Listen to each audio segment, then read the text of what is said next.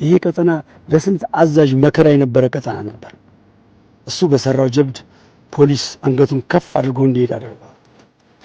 ለኔም ቢሆን አራዬ የነበረ አለቃ ነው። አየሁ እየጠበቅኳት ነው። እናቴ እጠብቅሻለሁ። እሺ ጊዜ ለፖሊስ ምን ማለት እንደሆነ ላንተ መንገር አይጠበቅብኝም።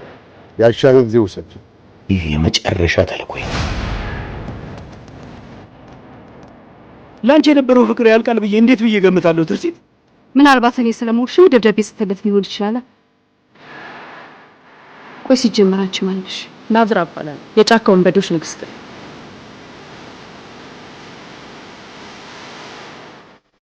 ስሙን የሚያስጠራ ወንበዴ ነው የምሆነው። ሀብታም ወንበዴ።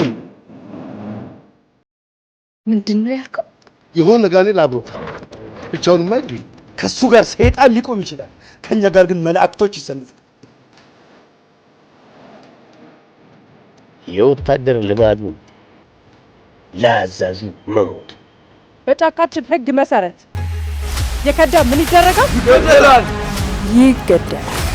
ለሁላችንም ስለገለዋል። ትንሹን አጋንንት ትልቁ ያዘዋል ሲባል አልሰማሽም? አይንን ሳከደን ጠብቅ። ማርቆስ